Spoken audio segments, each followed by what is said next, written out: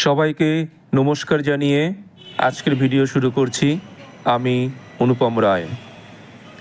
আজকের ভিডিওর বিষয়বস্তু হচ্ছে এক ও অদ্বিতীয় সৃষ্টিকর্তা, অর্থাৎ আমাদের সকলের সৃষ্টিকর্তা যিনি, আমাদের সকলকে যিনি সৃষ্টি করেছেন, বিশ্ব ব্রহ্মাণ্ড, এই জগৎ ব্রহ্মাণ্ড যিনি সৃষ্টি করেছেন তার কথা। তিনি কে? তিনি আর কেউ নন, তিনি হলেন শ্রীকৃষ্ণ অথবা বিষ্ণু বা নারায়ণ। যিনি কৃষ্ণ, তিনি বিষ্ণু, তিনি নারায়ণ। শ্রীকৃষ্ণ হলেন এক ও অদ্বিতীয় সৃষ্টিকর্তা। তিনি এই পৃথিবীতে জন্মগ্রহণ করেছিলেন পূর্ণ শক্তি সহ, পূর্ণ অবতারের সমস্ত গুণ সহ। তিনি একবার নয়, একাধিকবার, অর্থাৎ একের অধিকবার তিনি নিজের বিশ্বরূপ দেখিয়েছিলেন। তিনি নিজের মুখের মধ্যে মা যশোদাকে বিশ্ব ব্রহ্মাণ্ড দেখিয়েছিলেন, সমগ্র ব্রহ্মাণ্ড দেখিয়েছিলেন। তিনি কুরুক্ষেত্রে অর্জুনকে নিজের বিশ্বরূপ দেখিয়েছিলেন।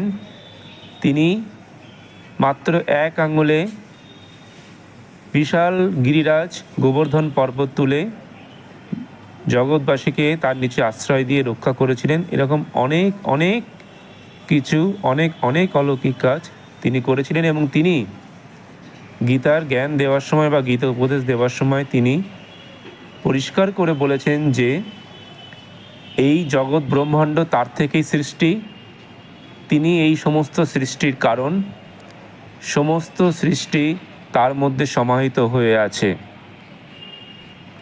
তার তুলনীয় আর কেউ নয়, তার সাথে কোনো মানুষের তুলনা চলে না, কারণ তিনি সকল মানুষের এবং সকল জীবের সৃষ্টিকর্তা।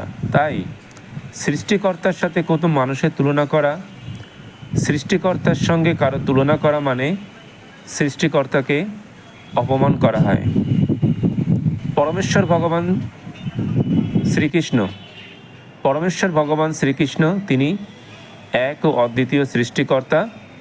তিনি সর্বশ্রেষ্ঠ, তিনি সব থেকে সুন্দর এবং তিনি আনন্দময়। এবং এই সৃষ্টিকর্তা, এক ও অদ্বিতীয় সৃষ্টিকর্তা শ্রীকৃষ্ণ সব কিছু কত সুন্দরভাবে সৃষ্টি করেছেন আমাদের জন্য, মানুষের জন্য, সবার জন্য। তাই সেই সৃষ্টিকর্তাকে আমরা প্রণাম জানাই।